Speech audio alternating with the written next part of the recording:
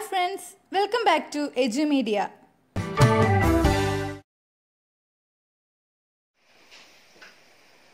सभी को नमस्कार। पिछले क्लास में हम हमारे पहले इकाई का दूसरे पाठ का पहला अनुच्छेद हमने पढ़ा। तो पहले अनुच्छेद से हमने समझ लिया कि यह एक जवाबी पत्र है और यह पत्र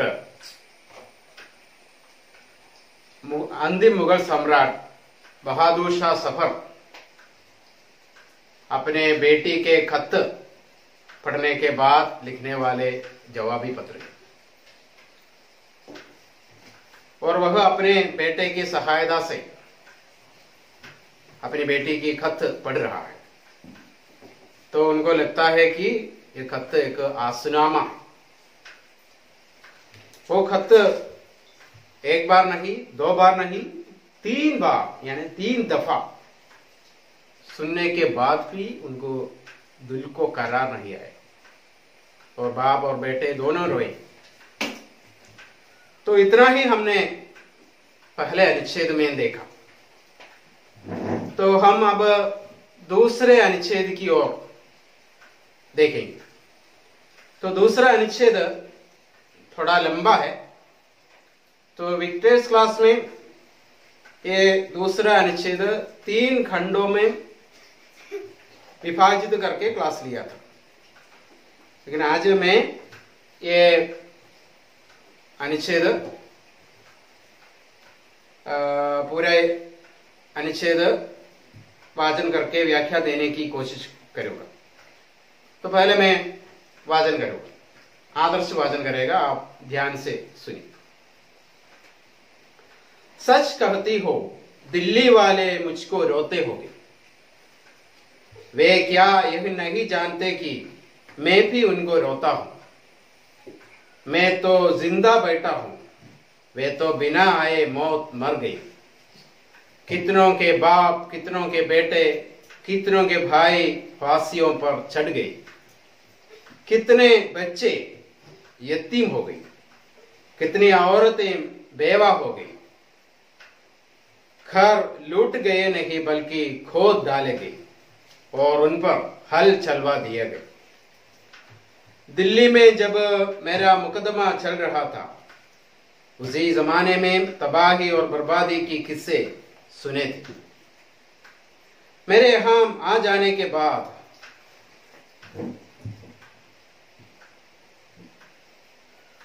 पता नहीं और क्या क्या परेशानियां शहर वालों पर पड़ी होगी। अब हंसो या रोए कोई फायदा नहीं, हम सब काले पानी में। अपने वतन दिल्ली से सैकड़ों कोस दूर, घर से जुदा और ऐसे जुदा कि अब जीते जी किसी से मिलने की आस नहीं है। मुझे याद आया जब तुम्हारी शादी हुई थी और गालिब और जौक ने तुम्हारी बारात की अगवानी के सेहरे लिखे थे।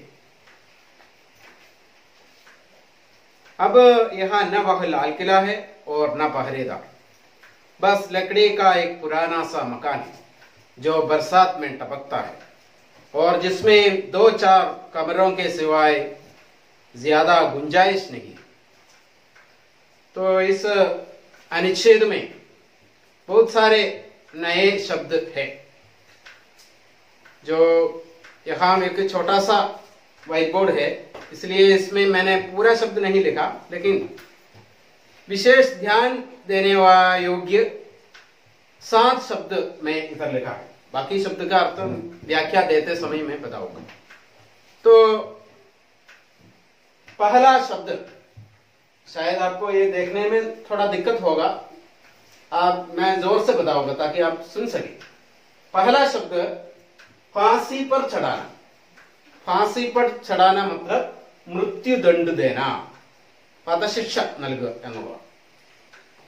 तो दूसरा शब्द बारात। बारात बारात का मतलब वर का संग वधु के घर जाता है। वो വരന്റെ ഭാഗത്തു നിന്നൊരു ഘോഷയാത്രയായി വധുവിന്റെ വീട്ടിലേക്ക് പോകുന്ന ആ ചടങ്ങാണ് ബാരാത്ത്. സെഹര, സെഹര मतलब മാംഗലിക് ഗീത്. മാംഗലിക് ഗീത് മംഗളകരമായ ശുഭകരമായ പാട്ട്. देन 14 वर्ड काला पानी. काला पानी जो शब्द आप बहुत जो काला पानी फिल्म आप देखा होगा, मोहनलाल और प्रियदर्शन का फिल्म. वो काला पानी मतलब एक अंडमान निकोबार द्वीप का जो सिलरा जेल का नाम है काला पानी. इधर जो काला पानी का अर्थ है देश निकालने का दंड. नाड़ कടത്തുന്നതിനാണ് काला पानी എന്ന് പറയുന്നത്. तो यहाँ कहां पर काला पानी बादशाह को रंगून में भेज दिया है, तो देश निकाल दिया है, अपने देश दिल्ली से निकाल दिया है. तो 5वां शब्द गालिब और जौक. गालिब और जौक इसका अर्थ है उर्दू और फारसी के शायर. उर्दू और फारसी के शायर. ये शायर शब्द इसका अर्थ मैं एक गाना गाकर आपको समझाऊंगा, क्योंकि ये शायर एक उर्दू शब्द है. ये बहुत सारे हिंदी फिल्म गीतों में ये शायर शब्द का इस्तेमाल किया है. एक गाना मैं बताऊंगा, बहुत मशहूर है. मैं शायर तो नहीं, मैं शायर तो नहीं, मगर ये हंसी जब से देखा मैंने तुझको शायरी आ गई. सभी सुना होगा ये गाना. ये गाना बॉबी नामक फिल्म के एक गाना है. तो इसमें शायर आया है. उसी तरह एक और फिल्म में, उसका नाम है साजन. शायर है तू मेरी शायरी, तू शायर है तू मेरी शायरी. ये लाइन्स मुझे लगता है थोड़ा गलत हो गया, फिर भी ये शायरी शब्द का अर्थ क्या है? कवि. शायर मतलब कवि, शायरी मीन्स कविता. तो मैं ये गाना इसलिए गाया कि आप ये शायरी शब्द का अर्थ आप जिंदगी भर न भूले, इसके लिए मैं ये गाना गाया. तो शायरी ये गालिब और जौक दोनों कवि है, दरबारी कवि, बादशाह के दरबार के कवि. तो तीसरा शब्द है अगला शब्द कोस. कोस मतलब सैकड़ों मील दूर. ये म्यांमार दिल्ली से सैकड़ों कोस दूर है. तो कोस मतलब लगभग 2 मील. देन अगला शब्द जुदा होना. जुदा होना मतलब अलग होना. तो इतना है विशेष ध्यान देने योग्य शब्द. तो एक और बार फिर से, फांसी पर चढ़ाना, मृत्यु दंड देना, बारात वर का संग वधु के घर जाता है. तीसरा सहरा मांगलिक गीत, काला पानी देश निकालने का दंड, गालिब और जौक उर्दू और फारसी के शायर, कोस लगभग 2 मील, जुदा होना अलग होना. तो इतना ही है जो उसके आने वाले नए शब्द. अब हम पाठ की या अनुच्छेद की दूसरे अनुच्छेद की व्याख्या करेगा. तो शुरू करें. सच कहती हो दिल्ली वाले मुझको रोते होगे. സച്ച് कहती हो, നീ പറയുന്നത് സത്യമാണ്. എന്താണ്? ദില്ലി വാലെ മുജ്കോ രോത്തെ ഹോഗി. ദില്ലിയിലുള്ളവര് എന്റെ പ്രജകള് എന്നെ ഓർത്ത് കരയുന്നുണ്ടാവും. വേ ക്യാ യഹ് നഹി ജാനത്തെ कि मैं भी उनको रोता हूं. അവരറിയുന്നില്ല ഞാനും അവരെ ഓർത്ത് കരയുന്നു എന്ന കാര്യം അവര് അറിയുന്നില്ലല്ലോ. मैं तो जिंदा बैठा हूं, वे तो बिना आए मौत मर गई. ഞാനിപ്പോൾ ഇവിടെ ജീവനോടെ ഇരിക്കുന്നുവെങ്കിലും वो तो बिना आए मौत मर गई, അവര് മരണം വരാതെ മരിച്ച അവസ്ഥയിൽ ജീവിക്കുകയാണ്. कितनों के बाप कितनों के बेटे कितनों के भाई फांसियों पर चढ़ गए. അപ്പൊ എത്രയോ ആളുകളുടെ കിത്തനോ കെ ബേട്ടെ എത്ര പേരുടെ മക്കള്, കിത്തനോ കെ ഭായി എത്ര പേരുടെ സഹോദരങ്ങള്, और कितनों के बाप എത്ര പേരുടെ പിതാക്കന്മാരൊക്കെ ഫാസിയോ पर चढ़ गई. ഫാസിയോ पर चढ़ गई हमने लिखा, മൃത്യുദണ്ഡ് दी. അപ്പൊ എത്ര പേര് ഇതുപോലെ വധശിക്ഷയ്ക്ക് അവരെ വിധിച്ചു. कितने बच्चे यतीम हो गए. कितने बच्चे यतीम हो गए. यतीम एक शब्द है. यतीम का अर्थ अनाथ, अनाथ. അപ്പൊ എത്രയോ കുട്ടികൾ അനാഥരായി. അവരുടെ മാതാപിതാക്കള് മരിച്ചു പോകുമ്പോ കൊല്ലപ്പെടുമ്പോൾ അവർ അനാഥരാകും. കിത്തനോ ഔറത്തെയും ബേവാ ഹോ ഗയി. എത്രയോ സ്ത്രീകള് എന്താണ് അവര് വിധവകളായി മാറുന്നു അവരുടെ ഭർത്താക്കന്മാർ വധിക്കപ്പെടുമ്പോൾ. ഘർ ലൂട്ട് ഗയെ नहीं बल्कि खोद डाले गए. घर लूट गए नहीं खोद डाले गए. വീട് കൊള്ളയടിക്കുക മാത്രമല്ല അത് പൂർണ്ണമായി നശിപ്പിക്കുകയും ചെയ്തു. ഖോദ് ഡാലെ ഗേ എന്ന് വെച്ച് കഴിഞ്ഞാൽ അത് തകർത്ത് പൂർണ്ണമായും അതിന്റെ ആ വീടിരിക്കുന്ന ഭാഗം നശിപ്പിച്ചു കളയുന്ന അവസ്ഥ. और उन पर हल चलवा दिए गए. അതിലൂടെ ഹൽ അത് ഇങ്ങനെ ഉഴുതു മറിക്കുക, അത് പൂർണ്ണമായും നശിപ്പിച്ചു കളഞ്ഞു എന്നുള്ളതാണ്. ദില്ലി മേ ജബ് മേരാ മുഖദ്ദമ ചൽ രഹാ ഥാ. ദില്ലിയിൽ എന്റെ വിസ്താരം നടക്കുമ്പോൾ ഉസി സമാനെ മേ തബാഹി और ബർബാദി കെ കിസ്സെ സുനെ थे. ആ സമയത്ത് ഈ തകർക്കലിന്റെയും നശിപ്പിക്കലിന്റെയും എല്ലാം നിരവധി കഥകള്, കിസ്സെ എന്ന് വെച്ച കഥകള് ഞാൻ കേട്ടിരുന്നു. മേരെ യഹാ ജാ आ जाने के बाद पता नहीं और क्या क्या परेशानियां शहर वालों पर पड़ी होगी. ഇപ്പോ ഞാൻ ഇവിടെ വന്നതിന് ശേഷം എന്റെ പട്ടണത്തിലുള്ള ആളുകൾക്ക് എന്തെല്ലാം ബുദ്ധിമുട്ടുകളാണ് സഹിക്കേണ്ടി വന്നിരിക്കുക എന്നാണ്. അബ് ഹസോ യാ റോയോ കൊയ് ഫായദ നഹി. ഇപ്പൊ ഇരുന്ന് കരഞ്ഞിട്ടോ ചിരിച്ചിട്ടോ ഒരു പ്രയോജനവുമില്ല. ഹം സബ് കാലെ പാനി മേ ഹെ. നമ്മളെല്ലാവരും നാട് കടത്തപ്പെട്ടിരിക്കുകയാണ്. अपने वतन दिल्ली से सैकड़ों कोस दूर. എന്റെ സ്വന്തം രാജ്യം, വതൻ എന്ന് വെച്ചാൽ ദേശം, എന്റെ രാജ്യത്തിൽ നിന്നും നൂറുകണക്കിന് മൈലുകൾ അകലെ. ഘർ സെ ജുദാ, വീട്ടിൽ നിന്നും മാറി അല്ലെ വേർപിരിഞ്ഞ്. और ऐसे जुदा की जीते जी किसी से मिलने की आस नहीं है. ഇപ്പൊ എങ്ങനെയുള്ള വേർപിരിയിലാണ്? ജീത്തെ ജി കിസി സെ മിൽനെ കി ഭി ആസ് നഹി ഹൈ. ഇനി ജീവിച്ചിരുന്ന ആരെങ്കിലും ഇനി ഒരിക്കലെങ്കിലും കാണാൻ പറ്റുമോ എന്നുള്ള പ്രതീക്ഷ പോലും ഇല്ലാത്ത അവസ്ഥയാണ്. മുझे याद आया जब तुम्हारी शादी हुई थी. എനിക്ക് ഓർമ്മ വരുന്നു നിന്റെ വിവാഹത്തിന്റെ സമയത്ത്. ഷാദി എന്ന് വെച്ചാൽ വിവാഹ സമയത്ത്. ഗാലിബ് और जौक ने तुम्हारी बारात की अगवानी के सेहरे लिखे थे. നിന്റെ വിവാഹ ആ ഘോഷയാത്രയ്ക്ക് ഗാലിബും ജൗക്കും എന്താണ് അഗ്വാനി കെ സെഹരെ, ആ മംഗളഗാനങ്ങളൊക്കെ പാടിയത്, അവരെഴുതിയതും പാടിയതും ഒക്കെ ഞാൻ ഓർക്കുകയാണ്. അബ് യഹാ ന വഹ് ലാൽ കില ഹെ. ഇവിടെ ആ പ്രൗഢഗംഭീരമായ ആ ലാൽ കില ഇന്ന് ഇവിടെ ഇല്ല. ഓർ ന പഹരേദാർ. ഇവിടെ കാവൽക്കാരില്ല എനിക്കിപ്പോൾ.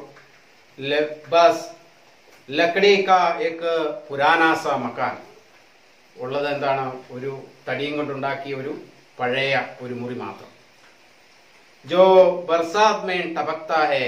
അത് ബർസാത് മേ മഴ പെയ്യുമ്പോൾ വെള്ളം ഇറ്റിറ്റ് വീഴുന്നു, ചോർന്നൊലിക്കുന്നു.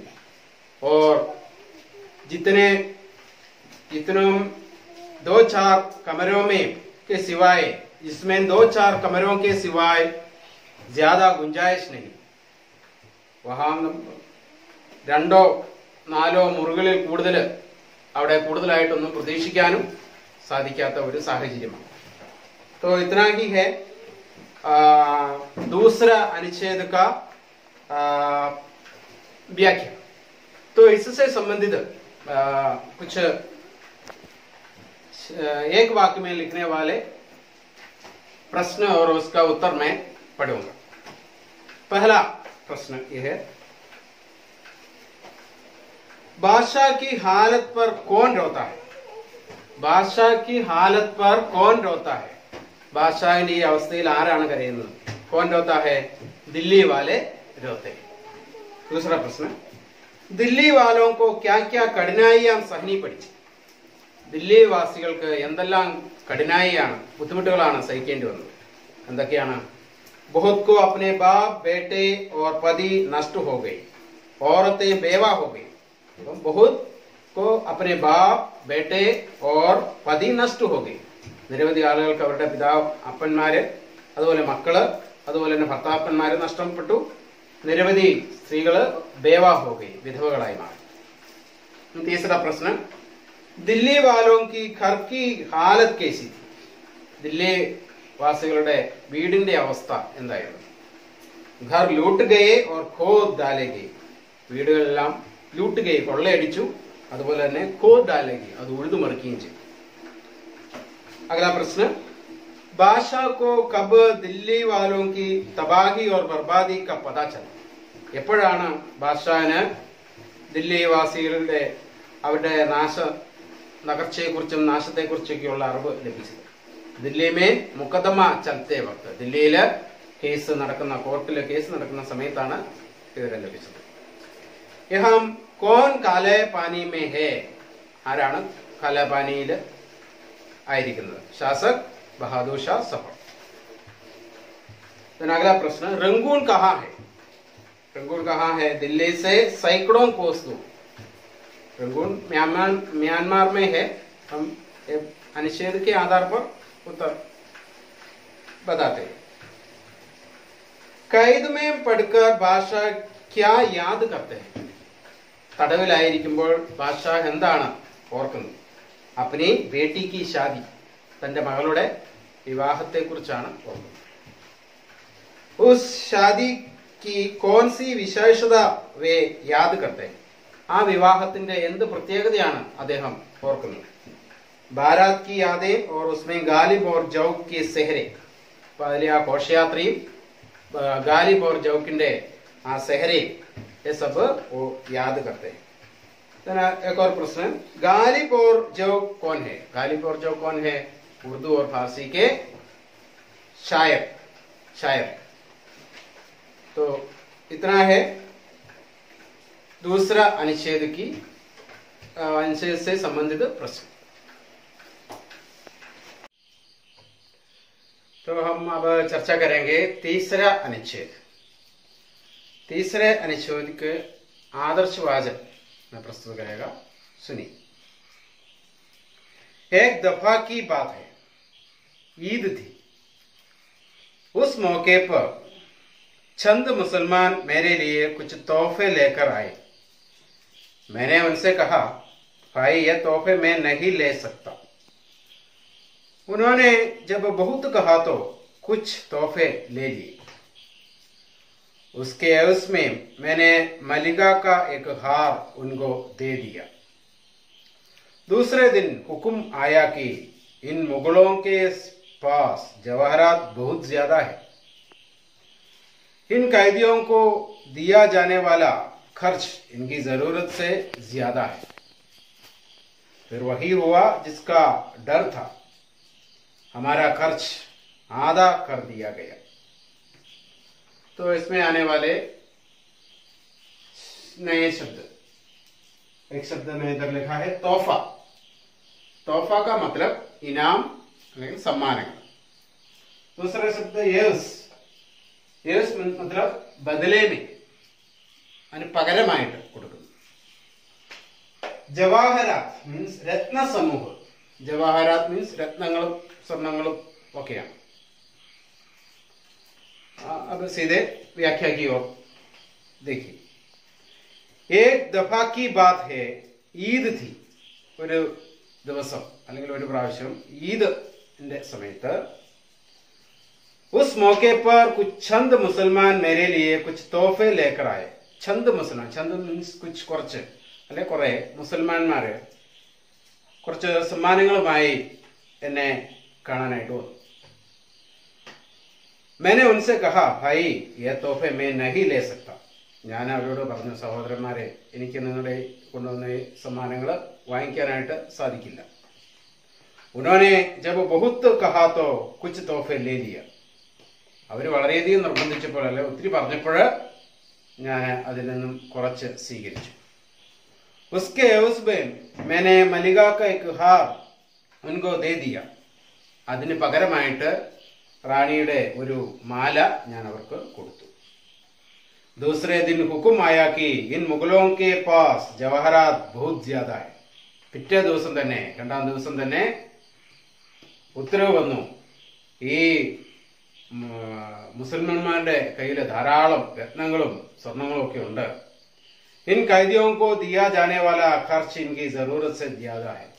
ഈ തടവുകാർക്ക് കൊടുക്കുന്ന ചെലവ് അവർക്ക് ആവശ്യത്തിൽ കൂടുതലായിട്ടുള്ള ചെലവാണ്, അല്ലെങ്കിൽ അവർക്ക് അത്രയും പണത്തിന്റെ ആവശ്യമില്ല, ചെലവിന്റെ ആവശ്യമില്ല എന്നാണ്. फिर वही हुआ जिसका डर था. പിന്നെ എന്താണോ ഞങ്ങൾ ഭയപ്പെട്ടിരുന്നത് അത് തന്നെ സംഭവിച്ചു. हमारा खर्च आधा कर दिया गया. ഞങ്ങളുടെ ചെലവ് നേർ പകുതിയായി കുറച്ചു. ഇതാണ് ഇതിന്റെ വ്യാഖ്യ. ഈ പാഠവുമായി ബന്ധപ്പെട്ട് ചോദിക്കാവുന്ന വൺ വേർഡ് ചോദ്യങ്ങൾ ഞാനൊന്ന് വായിക്കാം, ഓരോന്നായിട്ട് എൻ്റെ അർത്ഥം പറയാം. യഹാം കിസ് त्योहार के बारे में बताते हैं. ഏത് त्योहाറിനെ കുറിച്ചാണ് ഇവിടെ പരാമർശിക്കുന്നത്? ഏത് त्योहाറിനെ കുറിച്ചാണ്? ഈദ്. ഈദ് ഈദ് के बारे. ईद के मौके पर कौन तोहफे लेकर आए? ഈദ് के अवसर पर ആരാണ് തോഫയുമായി അല്ലെ സമ്മാനങ്ങളുമായിട്ട് വന്നത്? ചന്ദ് മുസൽമാൻ. ചന്ദ് മീൻസ് കുറച്ച് മുസൽമാന്മാര് വന്നു. मुसलमान को के इनाम पर बादशाह ने क्या कहा? इनाम देते समय बादशाह ने क्या कहा? बादशाह ने क्या कहा? भाई तोहफे में नहीं ले सकता. സഹോദര, ഈ തോഫ സമ്മാനം എനിക്ക് സ്വീകരിക്കാൻ സാധിക്കുന്നില്ലെന്നാണ് ആദ്യം പറഞ്ഞത്. ആദ്യം ഖാനെപ്പോ ബാദ്ഷാനെ ക്യാ കിയ? കൂടുതൽ പറഞ്ഞപ്പോൾ അല്ലെങ്കിൽ നിർബന്ധിച്ചപ്പോൾ എന്ത് ചെയ്തു? കുച്ച് ഇനാം ലേ ലിയ. അതിൽ നിന്നും കുറച്ച് സ്വീകരിച്ചു. ഇനാം കെ ഉസ്മേം ബാദ്ഷാനെ ക്യാ ദിയ? ഈ ഇനാമത്തിന് പകരമായിട്ട് എന്താണ് കൊടുത്തത്? മലിക കാ ഹാർ ദേ ദിയ. തന്റെ പത്നിയുടെ അല്ലെങ്കിൽ റാണിയുടെ മാലയാണ് കൊടുത്തത്. ഈ ഹാർ ദേനെ കി ഖബർ സുൻകർ അംഗ്രേസോനെ ക്യാ കിയ? ഈ മാല കൊടുത്തു, തന്നെ കാണാൻ വന്നവർക്ക് മാല കൊടുത്തു എന്ന് കേട്ടപ്പോൾ ബ്രിട്ടീഷുകാർ എന്താണ് ചെയ്തത്? ദേശത്തിന്റെ കൈദിയോം കാ ഖർച്ച് ആധാ കർ ദിയ. അവരുടെ ചെലവ് നേർ പകുതിയാക്കി മാറ്റി.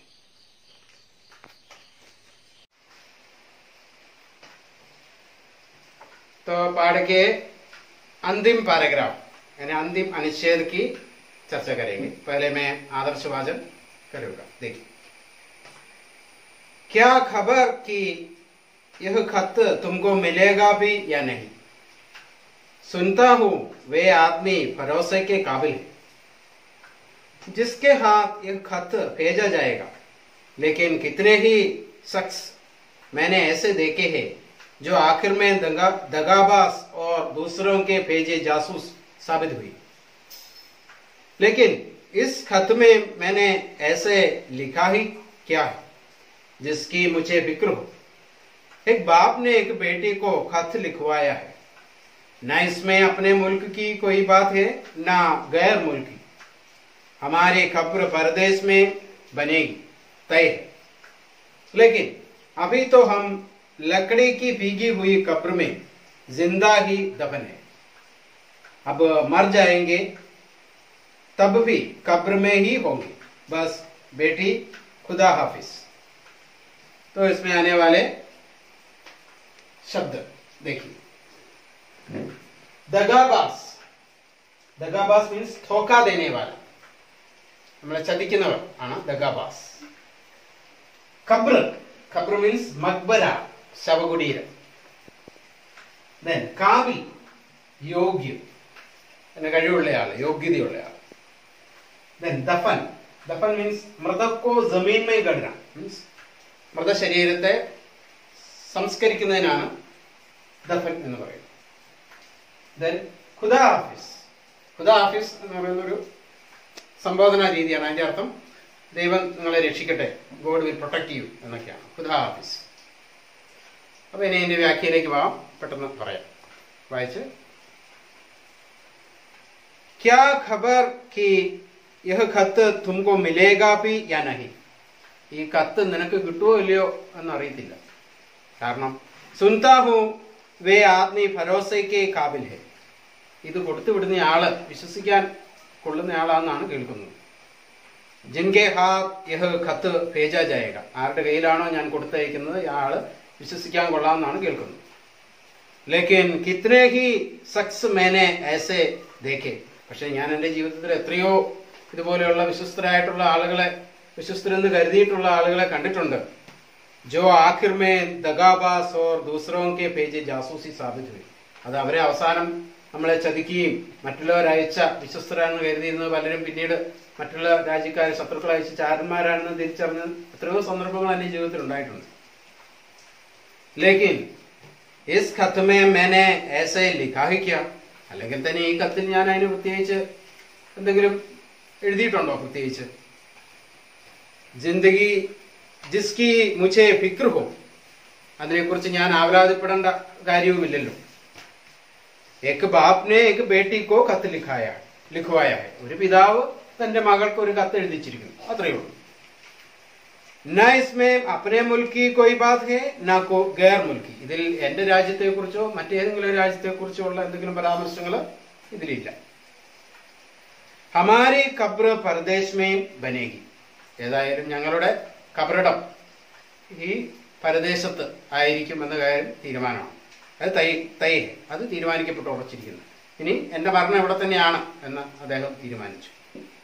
ലേക്കിൻ അഭി തോ ഹം ലക്കടി കി പീഗി ഹുയി ഖബ്ർ മേ സിന്ദാ ഹി ദഫൻ, ഇപ്പോ ഈ നനഞ്ഞൊലിച്ച ഈ തടിയും കൊണ്ടുണ്ടാക്കിയ ഈ നനഞ്ഞൊലിക്കുന്ന ഈ ശവകുടീരത്തിന് തുല്യമായ ഒരു സ്ഥലത്ത് ആണ് ഇപ്പം ജീവിക്കുക. അതായത് ജീവിച്ചതിനും മരിക്കുന്നതിനും ഒപ്പം, അല്ലെങ്കിൽ നമ്മുടെ മലയാളത്തിൽ പറയാം ചത്തതിനൊക്കെ ജീവിച്ചിരിക്കലും എന്ന് പറയില്ലേ, അതുപോലെ ആണ്. അതാണ് അവസ്ഥ, ബാദ്ഷാഹിന്റെ അവസ്ഥ. ഇപ്പോൾ ജബ് മർ ജായേഗെ തബ് ഭി ഖബ്ർ മേ ഹി ഹോഗി, മരിച്ചു കഴിയുമ്പോഴും ഖബറിടത്തിലാവും. ഇപ്പോഴും ഒരു ഖബറിടത്തിൽ തന്നെയാണ്, അതുപോലെയുള്ള ഒരു സ്ഥലത്താണ് ജീവിതം. മരിച്ചു കഴിഞ്ഞാൽ ഖബറിടത്തിലാവും, ഇപ്പോഴും അത് തന്നെ അവസ്ഥ. ബസ് ബേട്ടി ഖുദാ ഹാഫിസ്, മകളെ നിനക്ക് ദൈവം നിന്നെ എല്ലാം അനുഗ്രഹിക്കട്ടെ അല്ലെങ്കിൽ സംരക്ഷിക്കട്ടെ. അപ്പൊ ഇതാണ് എന്റെ വ്യാഖ്യ. ഇനി ഇതുമായി ബന്ധപ്പെട്ട് ഇതിൽ നിന്നും വരുന്ന ചോദ്യങ്ങൾ ഒന്ന് വായിക്കാം. ബാദ്ഷാ കോ ഖത്ത് കെ സംബന്ധ മേ ക്യാ ശങ്ക ഥി, ഈ കത്തിനെ കുറിച്ച് ബാദ്ഷാഹിന്റെ മനസ്സിൽ ചില സംശയങ്ങൾ ഉണ്ടായിരുന്നു. എന്തായിരുന്നത്? ഖത്ത് ബേട്ടിക്കോ മിലേഗ യാ നഹി, കത്ത് മകൾക്ക് കിട്ടുമോ ഇല്ലയോ എന്ന കാര്യത്തിൽ ഒരു സംശയമുണ്ട്. ബാദ്ഷാ ഏസാ ക്യോ സോച്താ ഹൈ, ബാദ്ഷാ എന്തുകൊണ്ടാണ് അങ്ങനെ ചിന്തിക്കാനായിട്ടുള്ള കാരണം? बादशाह ने देखा कि अनेक व्यक्ति आखिर दगाबाज और दूसरों के भेजे जासूस साबित हुए. അപ്പോൾ നിരവധി ആളുകൾ ഇതുപോലെ മുൻപ് പലരും ചതിയന്മാരും മറ്റുള്ളവരയച്ച ചാരന്മാരുമായിട്ടുള്ള അനുഭവം അദ്ദേഹത്തിനുണ്ട്. അതുകൊണ്ടാണ് ബാദ്ഷാഹി ഖബ്ർ കഹാൻ തൈ ഹെ, അദ്ദേഹത്തിന്റെ ഖബറിടം എവിടെയാണ് നിശ്ചയിക്കപ്പെട്ടിരിക്കുന്നത്? അദ്ദേഹം തന്റെ ഖബ്ർ പരദേശത്തിലാണ്, പരദേശ് മേ തൈ കി. ബാദ്ഷാഹ് ने अपने हाल का वर्णन कैसे किया है, തന്റെ അവസ്ഥയെ എങ്ങനെയാണ് വിവരിച്ചിരിക്കുന്നത്? ബാദ്ഷാഹിനെ ലഗ്താ ഹൈ കി വേ ജിന്ദാ ഹി ദഫൻ ഹൈ, ജീവനോടെ അടക്കപ്പെട്ട അവസ്ഥയാണ് അദ്ദേഹം. വേ ഗുലാമിക്കോ ക്യാ മാനത്തെ ഹൈ, അടിമത്തത്തെ എന്താണ് അദ്ദേഹം? ഗുലാമിക്കോ മൗത്ത് മാനത്തെ, ഗുലാമി അല്ലെങ്കിൽ അടിമത്തത്തെ മരണതുല്യമായിട്ടാണ് അദ്ദേഹം കാണുന്നത്. तो इतना ही है जो इसमें आने वाले प्रश्न, और बाकी जो प्रश्नोत्तर, इसमें आने वाले प्रश्नोत्तर, और फिर एक चरित्रीकरण है, बादशाह के चरित्रीकरण है, फिर बादशाह की डायरी, फिर सुरभि का जवाबी पत्र, ये सब हम अगली कक्षा में चर्चा करेंगे. तो अब सभी को धन्यवाद और खुदा हाफिज.